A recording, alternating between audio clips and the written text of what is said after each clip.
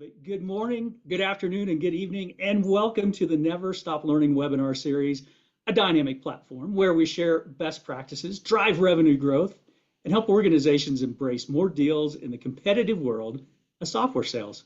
Hey, I'm Paul Pearce, president of the Americans for Great Demo, and I will be your moderator and guide through today's discussion. Today, as we dive into our webinar, our focus is not just meeting, but exceeding the ever-evolving challenges faced in the software sales and buyer enablement arena.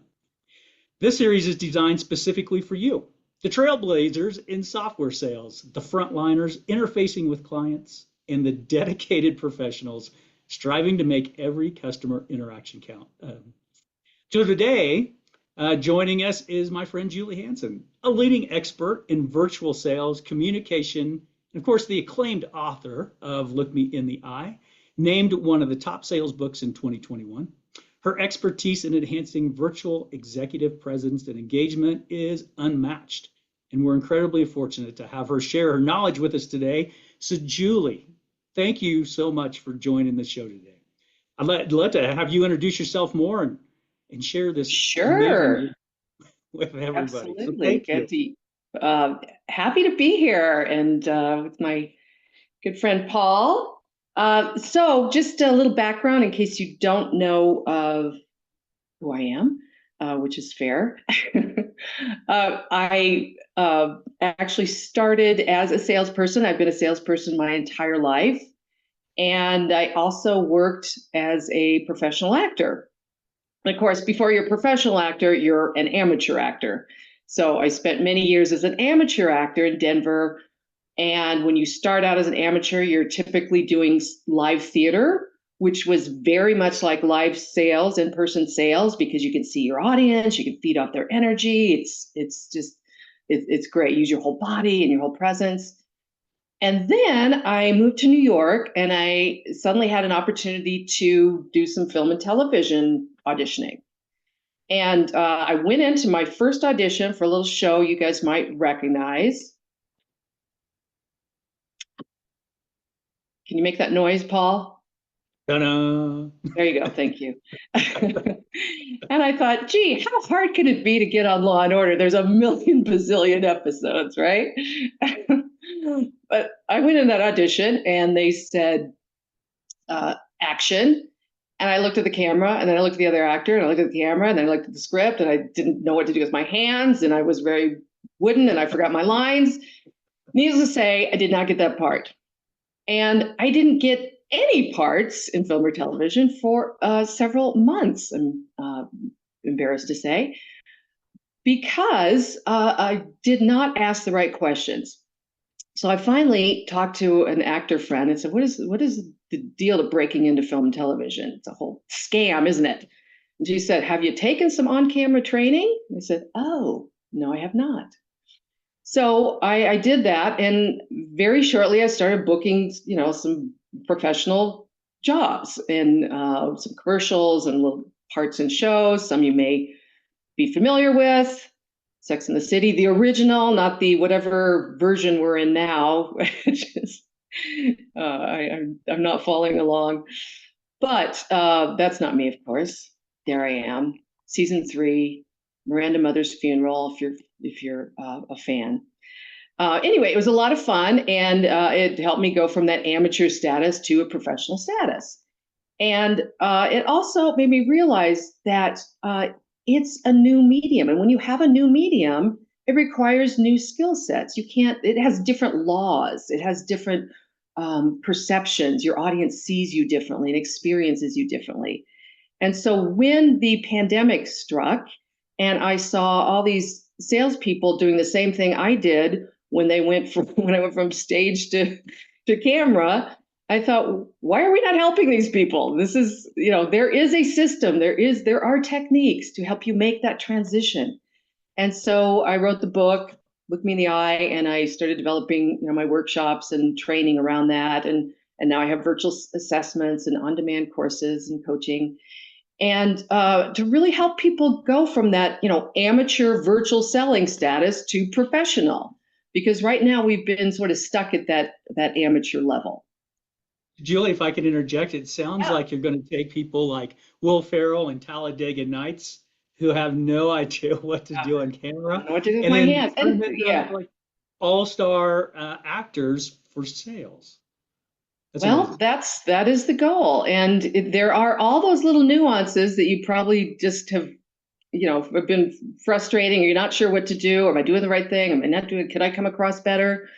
That we're not going to cover all of them, but we are going to dive into some of the things that you can adjust right away to improve your presence, improve your connection with your audience.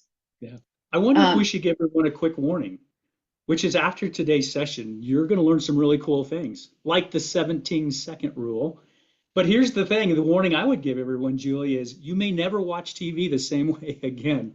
All of a sudden, after reading your book and hanging out with you, I realized like, oh wow, that was completely staged for the camera. So have fun Yeah, today, folks. This is it's going to be interesting. Yeah, there's a lot of different rules. One thing I'll share, there are when you see two actors on the screen together, they are standing way closer than you would ever stand in person. Like you total space invaders. It's so unnatural. And we call those uh, toothpaste shots, mouthwash shots. Like I hope that other actor used their mouthwash. So luckily we don't have to do that because we don't have a lot of two-person shots. I that's wanted to good. touch a little bit on where virtual selling is heading, and everybody's excited about AI and what that means for the future of virtual selling. A lot of what I see in terms of the usage case for AI is really behind the curtain, right? It's it's awesome for helping us streamline some of those administrative tasks, collect data, analyze it, research customers, um, create content, personalized messaging. But we don't want our customer to know that there's a bot. They don't want to see the bot, right? They don't want to feel like I'm reading something from AI. I'm communicating with someone from AI necessarily. So although there's a lot of great tools to support us virtually in our video presence, that piece is up to us, like how we come across. Um, there's a lot more video being thrown out in the market, especially from high tech and financial services. 103% increase in video outreach by, let me say, users. So it's not the actual company marketing video. It's salespeople like yourself, or uh, sales engineers. So and so we have that influx of video on the market. Everybody's on virtual calls and meetings. So what that means is really, in terms of the advantages of being an early adopter to video, we're a little late, right? It used to be like, oh, a video from someone, I'm going to watch that.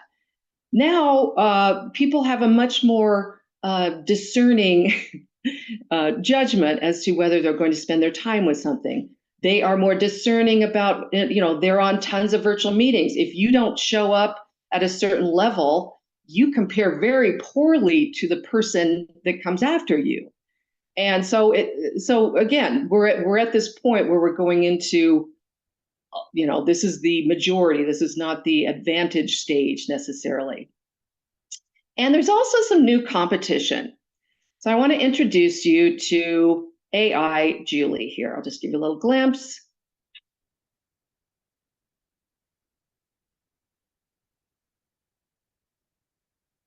I think we're hearing the sound on our side, Julie. You need to share your sound with us real quick. Okay, hold on one sec here. What I did before, we have to redo that. It's one thing Zoom has not made. It doesn't remember previous Why does it settings. not do that? And now I don't have the settings there. Okay. No.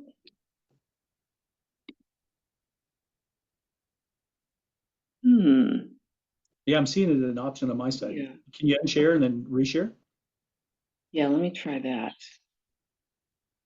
You know, it's interesting, Julie, when after speaking to you, it dawned on me one day, I was driving down the road and I saw this news anchor. It was late in the evening. They had the van And then, I thought about all the things that they use to be successful on camera. I want you to think about that for just a moment. So, folks, like in your chat dialog box while we're looking at this Zoom feature, what would you expect to see from that news anchor on the side of the road? What elements, what information are there essentially, or tools do they have to make sure they're highly successful? Think about that. So this is interesting, and this is one thing where I think AI could really come in handy for Zoom if they made this a little easier, because we just had this set up, and and now I don't even see the setting for optimized video on my screen. We literally just did this. So if you can see, you hear it now? Nope, not coming Okay. through this time. That's okay. All right. So you get the idea, but it's very wooden and a little delayed on the reaction, and it's not up to par. So I think there were a lot of people that had dreams that we were going to be able to create this twin that was going to do, a lot of our front-facing work for us. We could just put them out there, and then we could maximize our time. And it's not there yet, folks. I don't know that it's ever going to be there. There's a lot of tools out there, and I tested a bunch of them. And I think what's interesting is we have to ask, is this what customers want? Do they want to be approached by an artificial intelligent being, or do they expect more from us? So the question becomes, in this new virtual landscape, how do you stand out with all these factors influencing us? And the first thing I would say with the virtues is you got to be better than the best bots, right? And you may laugh and say, well, how hard can that be? But I coach a lot of salespeople, and some of them, they do come across more wooden and less engaging than they do in person. And they need to up those skills, because it's not it's a step above a bot, but not a far step. And so the people that are really using the video well are going to be the front runners. So, Julie, I've got a question for you. Yeah, here it is. You hit the screen for me yeah. already. Hey, folks, this is time to get your mobile phone. Got a QR code for you. The question is that I wanted to pose to each of you is this: how would you feel about receiving a phone call, a sales presentation from an AI bot, knowing that it's an AI bot? Jump in if you would. I'll share my screen. We can look at the results come in live as we do. Should be seeing those populate on the screen right now. Oh, there we go. So a couple of people, oh, look at this. This is interesting. I'll give you about 15 seconds here just to get some responses, but I'm just curious, how would it make you feel to see the avatar instead, of course, a smiling face from a real human being? Okay. Julie, I'm seeing an overwhelming majority here that people feel like maybe they've been discounted a bit when they see an AI avatar. Is that what you're seeing in your experience? Yes, as a matter of fact. So I did a little survey recently, and Share your screen real quick. So I asked on LinkedIn a bunch of people how they would feel about getting a video from an AI avatar, a sales video, and most people said, "Nope, why should I trust you?" A lot of people said, "What I don't rate, I'm not a real person. Put some effort into this." So not far out of line with the results we saw here. It's a credibility factor. And I think with my sense is, and what I hear from other people is, there's a lot of question as to, is this real or is it AI? And in sales, credibility is at its core. And once you lose that, you may never have another opportunity with that person. So being real and being authentic is our calling, right? And this works against that in this particular environment. Not to say AI avatars don't have a place somewhere in the sales process, maybe at the outset when people are getting information, but as a replacement for a salesperson, I find it hard to believe that that will be a viable option. And I think Hey, Peter Julie, had an interesting no, comment. yeah, there's a Uh, couple comments that came through, and someone has said they may prefer AI. Some people say they may not even realize that they're getting it. But I think the consensus by one or two folks here, Peter and Chris, was dependent on the timing. So if they're just doing research and they want some right. information without being perhaps hassled by the salesperson, then they may actually welcome it. But what's interesting, research is a little bit different than sales. Uh, so Absolutely. the comment. Absolutely. And the fact that they don't realize it, but I will tell you what, one thing about AI is we are, as humans, we are expert at detecting the humanness in other people. And there's a lot of glitchiness with AI. And uh, the minute you see that incorrect or awkward eye blink, or the eyes don't match, or there's, and you insert doubt into a person's mind, you've already lost that advantage of building trust. So, Yeah, all right. true. So there is a conundrum because, according to Peter's point and some other folks, that people like to do some things digitally, like to get information. They like to make maybe more uh, lesser purchases digitally. And I would say it's not but and they also have psychological needs that are very important in sales, like authenticity, empathy, and connection. A study found that those are as significant to buyers as saving time and money. So those are of value. If those core things are of value to customers, and especially in more higher end sales where there's the more complex sales, so that's where we can really be of value. And what where we can take control of this is to elevate our human connection ability with virtual presence, elevate our credibility, our confidence, our authenticity, our empathy to serve the needs of customers in this world where so much is questionable. Is it real? Is it not real? And so that's where the advantage, I think, lies today. We have been really stuck at this level, like I said, kind of like an amateur actor level, of an amateur virtual sales level with the basics, which has been so technology focused. Can you hear me? Can you see me? Can you see my screen? And if those three things are satisfied, we're like, okay, check the box. Folks, that is just the beginning. And Paul's smiling because I know you know this. Yes. So it's the beginning, and I would say there are still a lot of people that have not mastered the basics. So I don't mean to, um, put anyone down for that. It's a matter of paying attention and awareness and taking action. So I'm going to cover quickly a couple of the basics that you really need to have mastered by now, so that we can then talk about some of these advanced techniques, which are more about that connection and making the customer feel like, I hear you, I see you, I understand you. So the basics are really all about sort of that first, what do customers see on this is your virtual stage, right? It's everything in this space you have control over. And so whatever you choose in this space and however you choose to act in it, that says an awful lot about you. Whereas if you came into a customer's office, you don't control the background, right? You don't control the lighting. So that doesn't reflect on you. This does. So everything from camera quality to lighting. Just a couple of highlights. There's minimum camera requirements. With everyone on video, you can't afford to have a low quality camera. And they're pretty inexpensive now just to get a 1080p high def. There's 4K and there's all these advanced, but high def 1080p is fine. Adjustable so that you can adjust the angle, as we'll talk about in a little bit. That has some important status connotations. High quality sound, and it's interesting.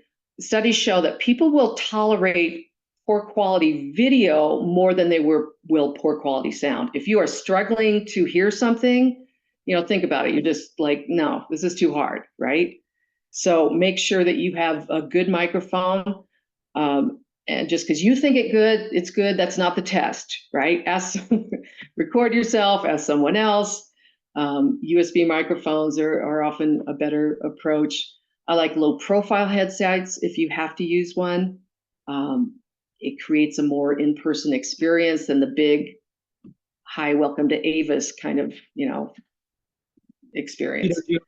I like to tease my teams when I work with them and I always say like, hey, since the beginning of COVID, you no longer need to invest in shoes and maybe anything else below the camera line.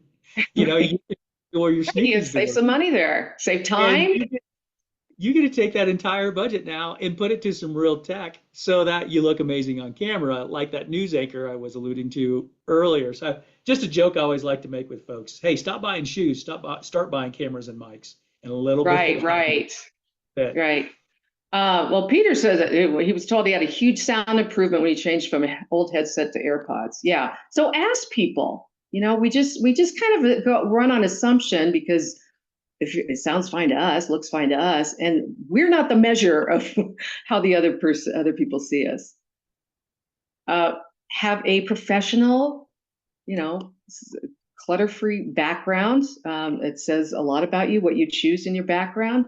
I don't care how smart this guy is or how good he is at his job. He looks unorganized. I'm not going to work with him. Aim for a medium close-up. So you'll see a lot of weird framing in people's setups. A medium close-up is where we can see some of your torso, and there's maybe about a fist of space between you and the top of the screen, right? Any less, and you're probably crowding the screen, which means you're crowding their personal space.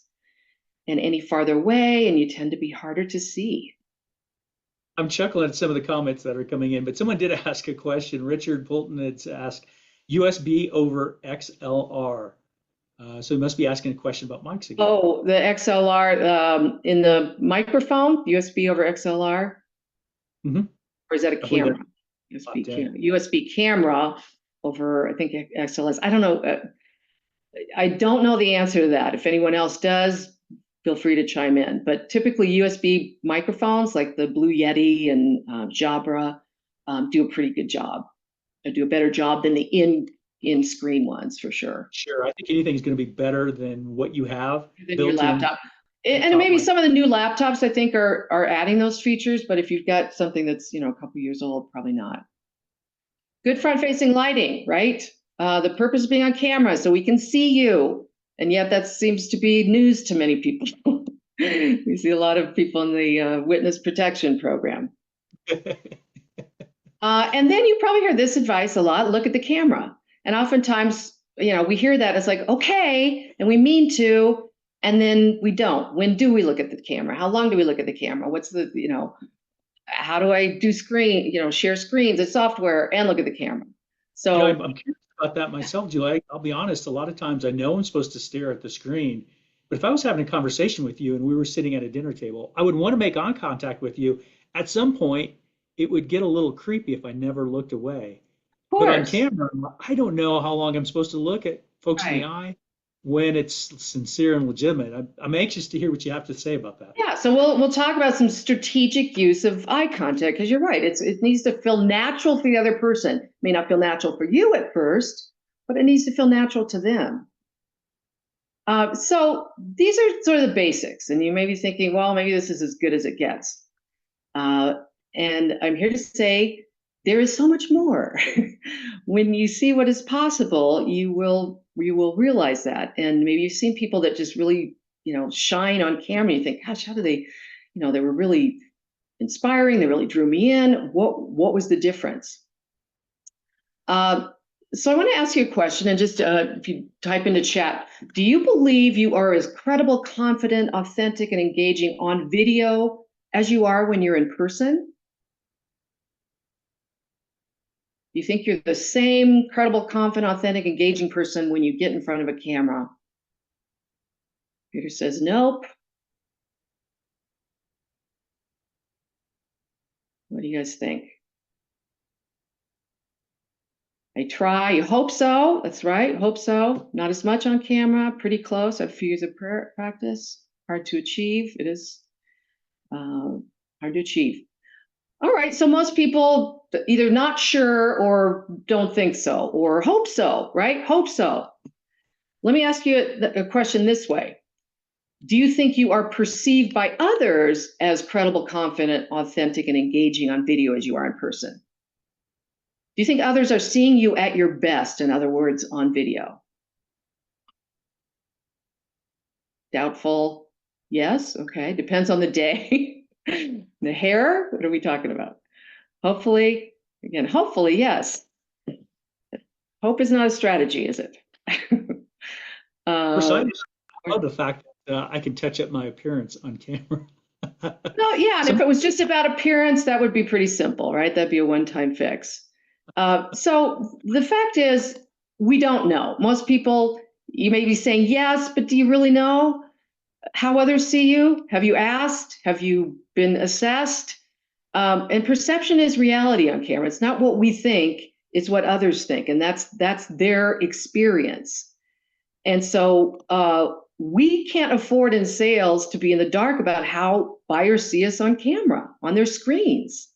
And yet most of us are totally in the dark. And that's why I start out with all trainings with, let's do an assessment. Let's see how credible you come across, how confident, how was your first impression? How was your executive presence? You have to know where you're at.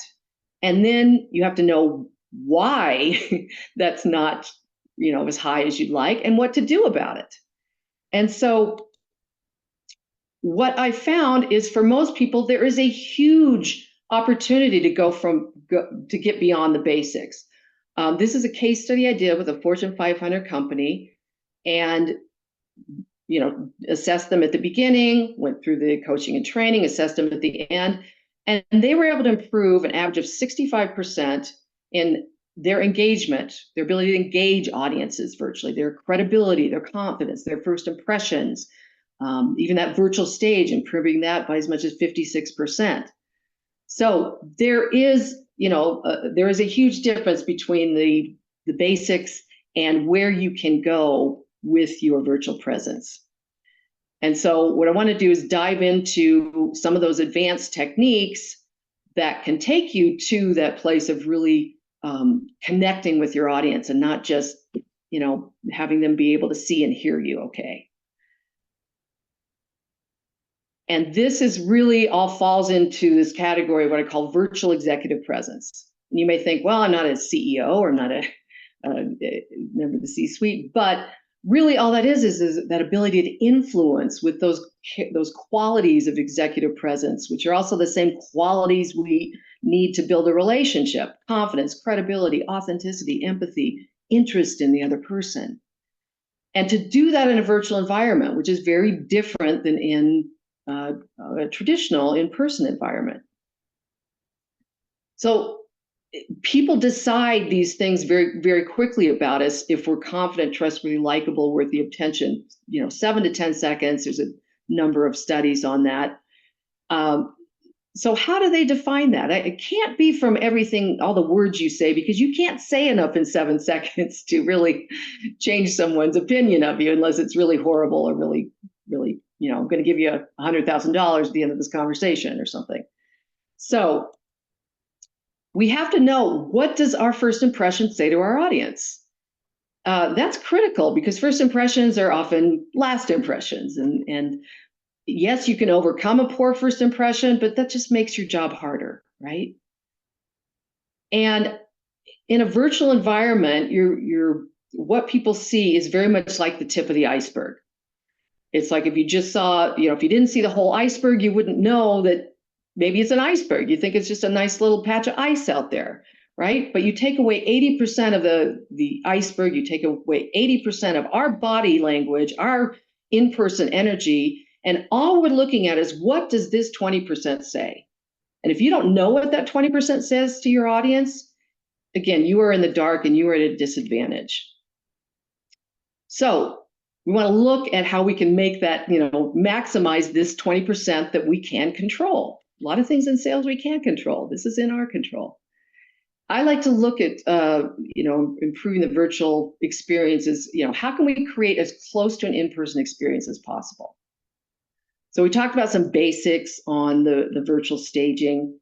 Let's think about how authentic does it look when you're sitting across from a floating head? right? Would you ever sit across from someone like this in person? Probably not, right? So our brains immediately sort of go, ugh. Even though maybe we've seen this for 4 years, trying to retrain our brains that are used to in-person connection from when we were babies, just because we're in this virtual environment the last few years, is not going to work, right? This is what people think. They have to kind of adapt. It's like, oh, this is a little off-putting. We want to create equal status, and you always want to make your audience feel like you're on equal status with them.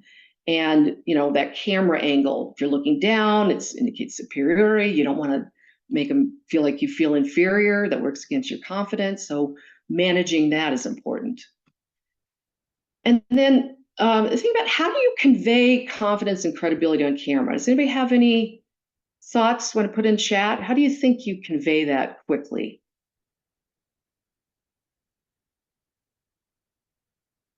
I've got a couple ideas here. How about the power of the pause? It's an article I wrote recently, but I'm curious to get your perspective as people are throwing those in, Julie. Take a Mhm. moment to ponder the Yeah, question. well, yes, a pause, a purposeful pause does convey confidence, absolutely. Humor can. I think it takes confidence to show your personality. That's why we don't see a ton of personality on camera. Part of the reason. Eye contact, smiles from Adriana. Being emotive, not wooden. That could certainly be more engaging, and it does take confidence to be more emotive. Looking at just some research, direct eye contact, as Adriana suggested, is something that conveys immediate confidence, right? Looking at someone, leaders do that more. We expect that from leaders. It shows confidence, and it also shows credibility. We're more likely to believe people that look us in the eye as opposed to away. So I'm going to believe Jessica here down in the corner.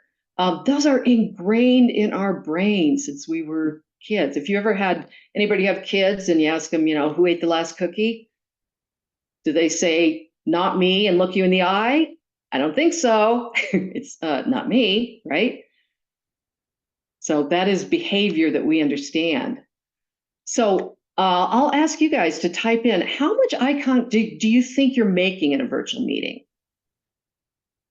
Just type in, could be somewhere in this range. You can type the range, 0 to 29%, 30 to 59.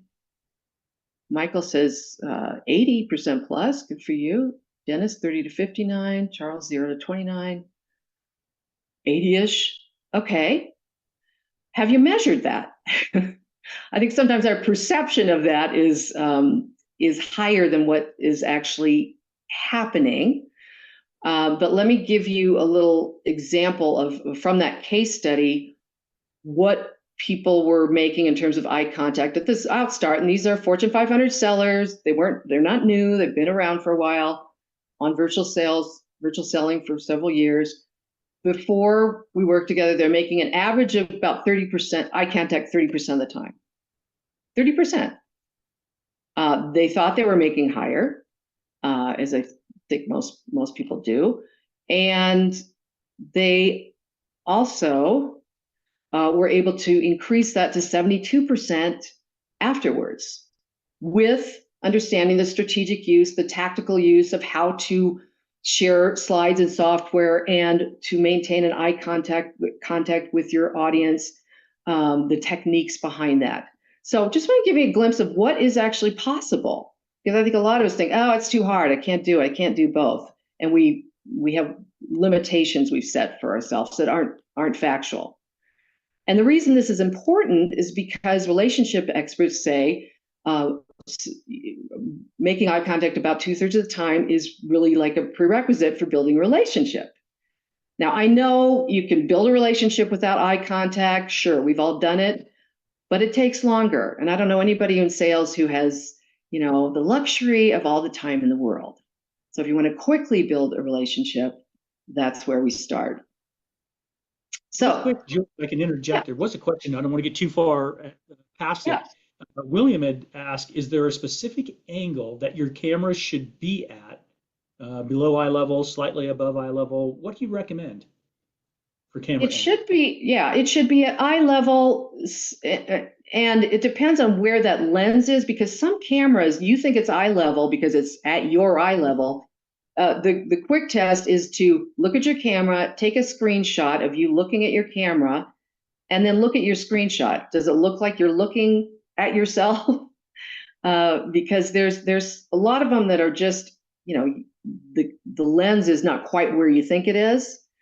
And it's not the light. A lot of people look at the light because it draws your attention. That's not the lens, right?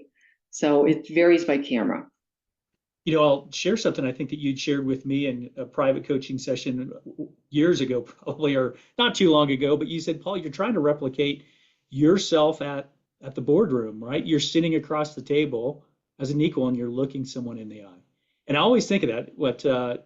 Interesting, that's the name of your book, Look Me in the Eye. I always think of that, though, and I think of you, am I making eye contact with the camera lens as if it's someone and it's at that level? So that's what I try to do, thanks to your book and advice in the past. Thank you. Yeah, it's, that's kind of what everyone thinks about with, virtual presence. And it is a big thing. It's not the only thing, but it is critical. And what's interesting is, though, even though we've heard for years, I'm not the only person that says, look at the camera. I think I'm the only person that has a technique behind it and strategic, way to use that. But if it was enough to hear that, we'd all be making much better eye contact by now, wouldn't we? So knowledge is not is not sufficient here. So let's talk about how to strategically use eye contact. Does anyone know what it's called when an actor looks directly at the camera, like these actors here? I've seen these shows.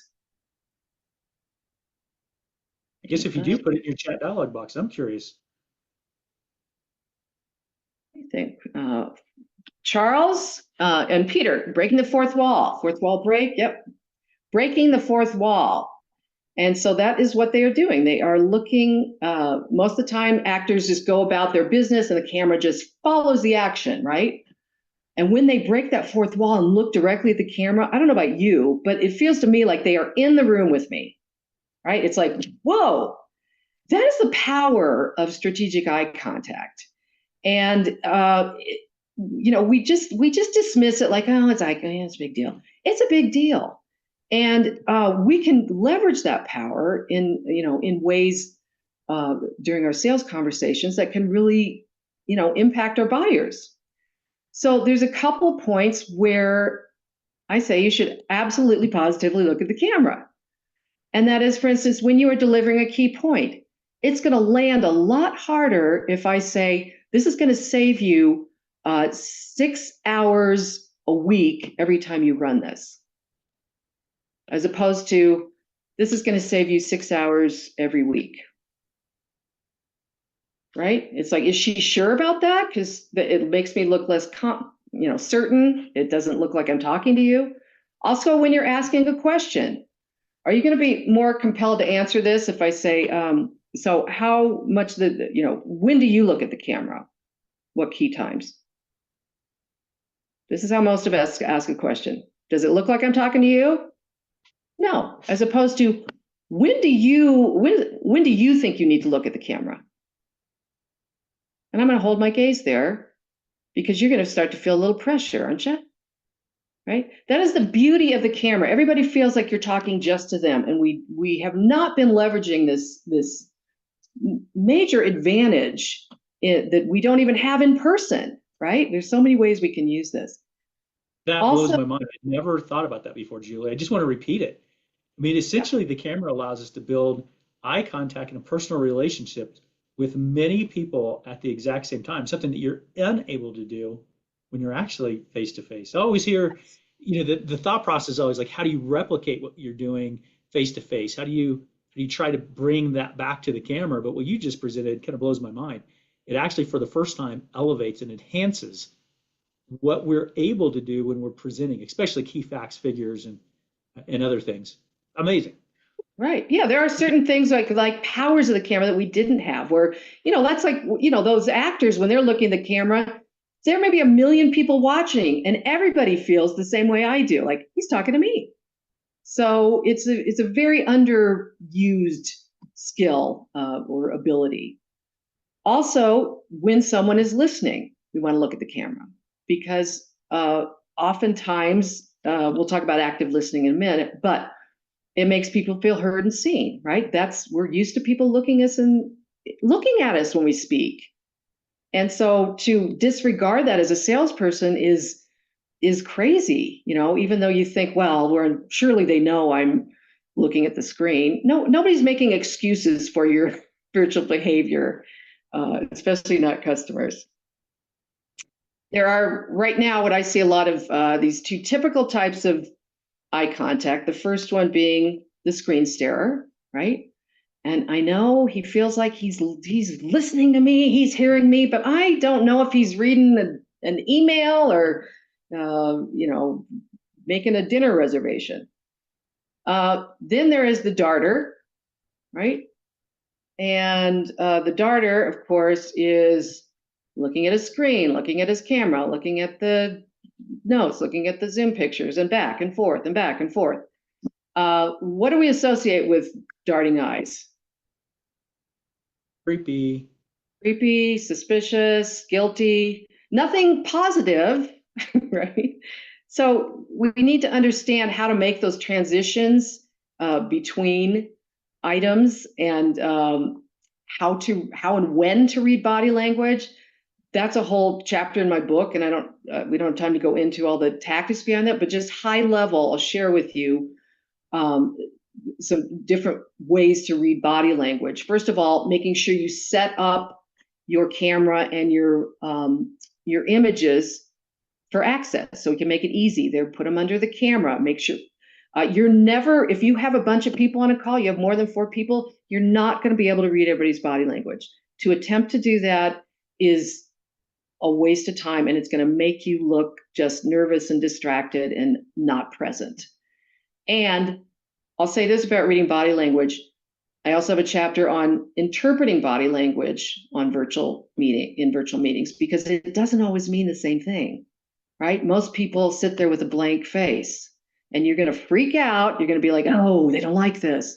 How many of you have ever done a presentation and you thought everybody hated it, and then afterwards you're like, oh, that was really great, right? You got a good response. I think most salespeople have had that experience. So that's another subject. So setting up for access, then we can get a macro view by using our peripheral vision. And there's some techniques around that about how to kind of expand your vision, what to look for. And of course, you might want a micro level, more specific view of what someone is, what their reaction is, but not more than every 20, 30 seconds. Otherwise, you get those darting eyes. And you may want to check in after you've said something that you're not sure how they might react. That might be when you want to do a micro view. You might want to check in when you're transitioning slides where they're not looking at you necessarily. So there's times where you can do that a little more subtly, which I talk about in the book and the workshops. Good. And then Julie, one of the things, if I can just add something that you and I had joked about, when you're in presentation mode and you've presented something, the person who's speaking generally has the camera. And so, for example, when Julie's speaking, I can look at my notes, I can look at the list of questions in chat, and I can do that. And we're not looking at people's faces today, but that's just a golden opportunity to read the room really quickly. Right. I would also say, as a salesperson, if you're on a team presentation, though, to be as attentive looking as possible, because the audience is going to take their cue from your team as well. So you do want to maintain it, but you're absolutely right as a presenter.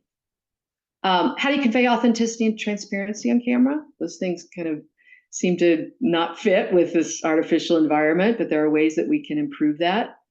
Part of that, being on an equal status, which is really important with our customers and with our team, right? And with your leader, means equal transparency. If you show up, in a very untransparent background, it says nothing about you. It's we don't know anything about you, and I'm here. This is me. This is my office. We're already on unequal footing, so we can use that background to help support that. Being openly expressive. Use your 20%. Most people, it takes, I think as somebody said, confidence is being emotive, right? It's being confident enough to let us know how you feel about what you're saying. What we see mostly on virtual sales calls is a very blank poker face that I call resting business face, right? It's very serious. It's very, very one note. It says nothing to your audience, right?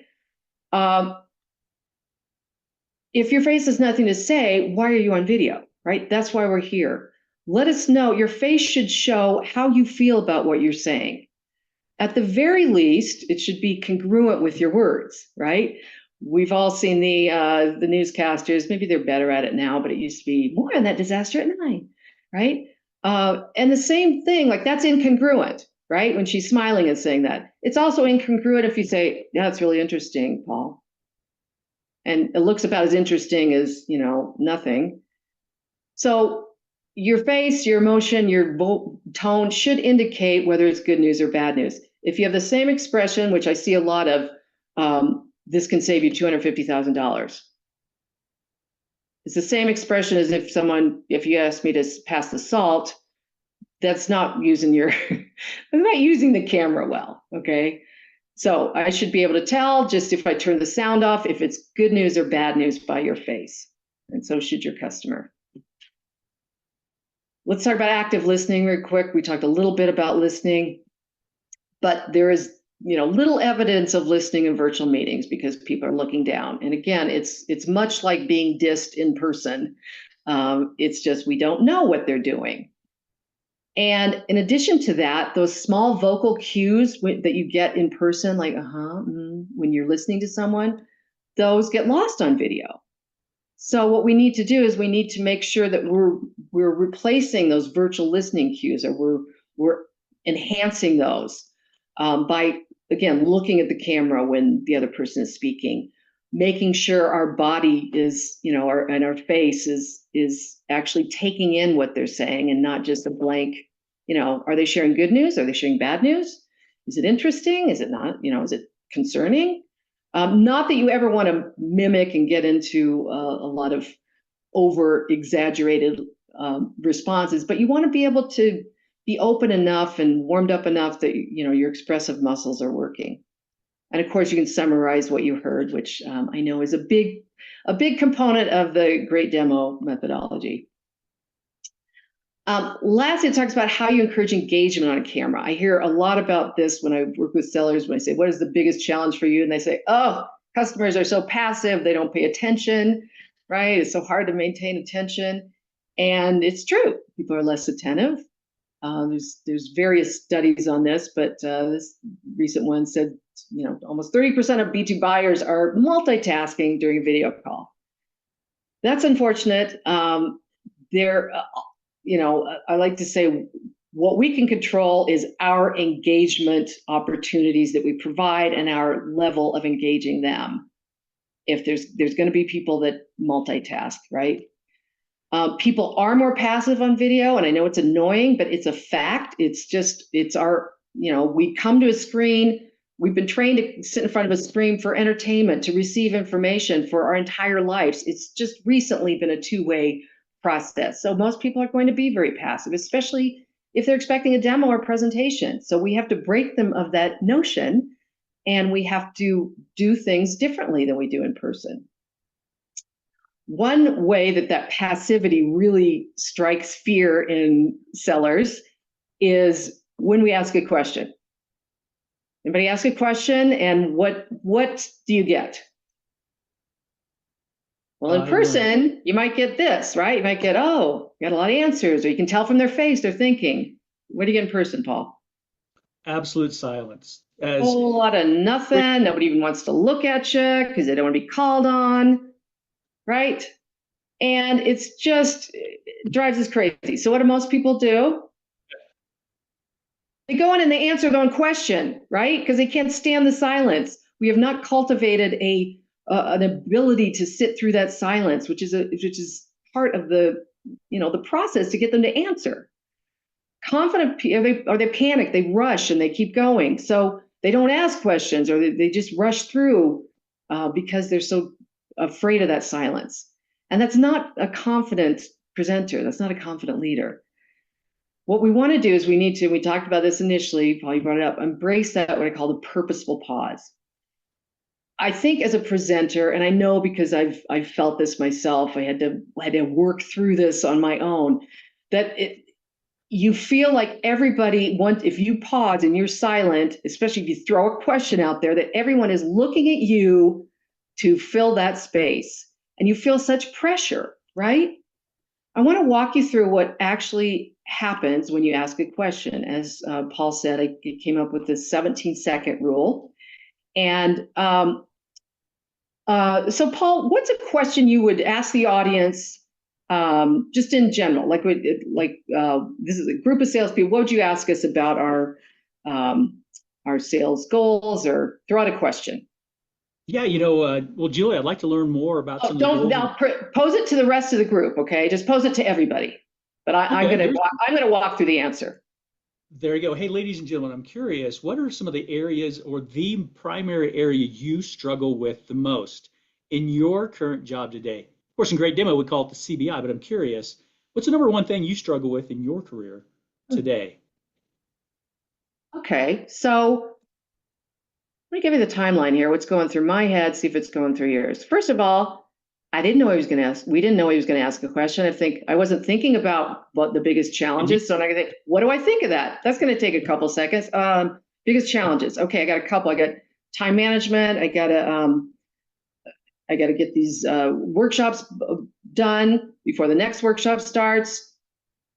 Now I've got to come up with an answer. What's most important? He said one. So I would say I've got to manage my time better because I'm leaking over into the weekends. So I've got an answer. Takes a couple seconds. Then I think, now should I share it?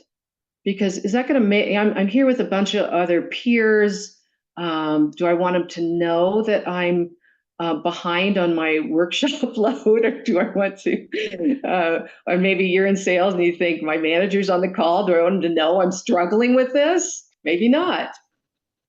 And then we kind of negotiate. Well, I bet Peter's going to answer this question. He probably has a good answer.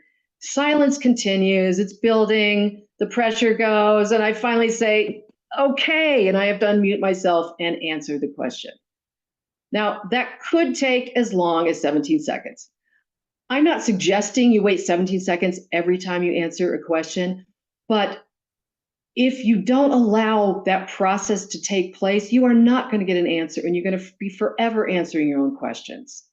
So try waiting 5 seconds, then try waiting 7 seconds, and just let people feel that pressure.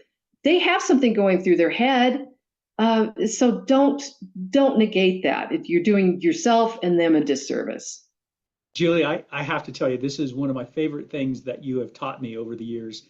And I train a lot of Great Demo doing discovery training sessions with audience members. And I employ this every time. And I literally ask a question and then I stare directly at the camera. And in my head, I'm counting 1, 2, and I get to about 7 or 8. And I always cock my head a little bit more to one side. And it seems that it's the 12-second mark or longer. At 12 seconds, I'm hardly able to stand it. I'm getting nervous. That's when I'm kind of like, okay, nobody's going to answer. But it's amazing. I just have to tell everyone, give it a shot at between 12 and 15 to 17 seconds. You will absolutely get a response almost every time. And it encourages and it teaches your audience when you do it right up front that you're expecting them to have a conversation with you and be interactive into the conversation. Right. So absolutely one of my favorite techniques that you taught me. So thank you. I'm so glad you shared it today. Thank you. I'm glad. Yeah, good example of how it works. Absolutely. So just to give you a couple other quick techniques, and that is really hard to do. I will say that pausing. That's why we practice it in coaching, and because under pressure in the moment, people fumble. So you have to develop that muscle memory around it. So embracing the pause. Also, as Paul said, interacting, doing that interaction early, you are really teaching your audience how you expect them to engage. And if you don't interact for 10 minutes, when you're going to try then and it's too late, right? You've already taught them that's not the goal. If you ever want to draw someone's attention very quickly, go full camera if you feel like you're losing them. That's a great way to make them feel accountable. It's kind of like the teacher coming in the room. It's like, there you are. Even though we know intellectually that person can't see us, it still feels like they're there. We still haven't evolved past that basic feeling. Look at the camera. It always grabs people's attention. And when you ask a question, make it sound like a question. I hear so many questions that are just part of the sentence. It's like, well, so what is the biggest challenge you're facing today in your job?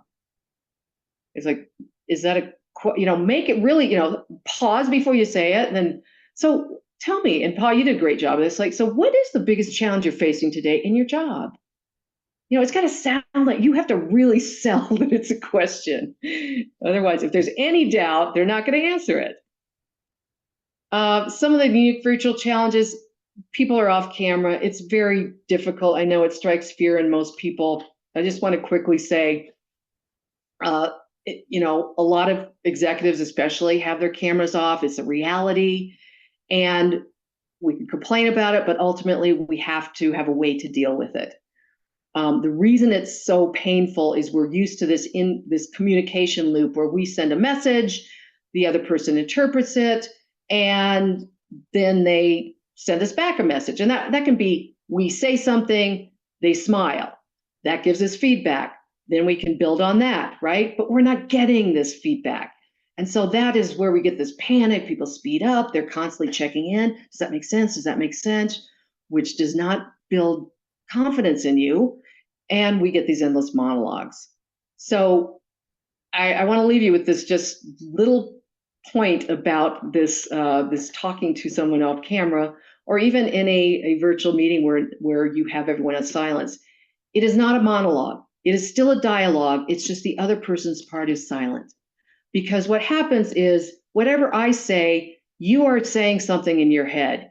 I'm going to say it's not a monologue, it's not a dialogue. You're probably thinking, what does she mean by that? Well, how can it be a dialogue, right? And if you know that, it's not dead space. You are having a conversation. The other person's part is silent. And so we cover that in the book and the workshops, because there's a technique behind that, the act as if method. But it's a reality today that we need to address. It's one of the challenges of being virtual. Lastly, I'll just wrap up so we have time for a few questions. You are the lead actor. You are going from being, an amateur virtual seller to a professional virtual seller. So you need to up your game if you want to be that lead, the star in your show. You're also the director. You have to take control of that 20%. You get to choose, and those choices affect your audience, and you need to know how they affect your audience. This takes awareness, new skills, practice, and feedback. I suggest recording yourself, review those at least weekly when you're trying to change behavior. If you can use a self-evaluation form, we use them in our workshops, so you can track not just what well, but where you can improve. And just take one thing to work out at a time, because a lot of it is muscle memory developing, and it builds on each other. We do a process where, again, it starts with awareness, doing the assessments, skill building on demand for individual salespeople, guided self-practice and coaching, and then also for that executive presence for teams, which is the group feedback and coaching and assessments. And Paul, we had offered to give away a virtual executive presence assessment to someone here today. Do you want to pick that live? Tell you what, if you're interested in this, go ahead and put your name in the chat dialog box. Send a note over to us, like interested, something like that. We'll go through, Okay, yeah. We'll use a random number generator, and we'll let you know. So name, email address if you can. And that might be the quickest way to do that, because we are Do the fair way. time to. Okay. So my information, you know where to find me, juliehansen.live on LinkedIn. Paul? Very good. Well, ladies and gentlemen, as we wrap up today's webinar, I want to extend a heartfelt thank you to each of you for joining us. Your engagement and participation had made this session truly impactful. So a quick special thanks to Julie for incredible insights and practical strategies. Julie, your expertise in mastering virtual presence and engagement has provided us with so much information. Thank you so much for that. We want to, before we sign off, I encourage you to share this session with colleagues, with your friends who might benefit from learning from Julie. So let's inspire each other to reach new heights in our sales journeys. Thank you once again for being a part of this webinar. We look forward to seeing you in future events, of which I'm sharing on the screen right now. Check us out next month, August 22nd. We're going to have Art Fromm, who's releasing, this is one of the official release webinars, I guess, of his new book, Achieving Seamless Sales. It's a wonderful book. Keep an eye out for it and information from Art. When he sends out the notice, we'll probably share that with you and the folks in our newsletter. But just wanted to say thank you again. We will be sure to make sure that anyone who registered and wasn't here today gets a copy. And you can find every webinar on the Great Demo website right under resources. So ladies and gentlemen, once again, thank you so much. My name is Paul Pearce. We'll see you next time. Happy selling. Thanks, everybody.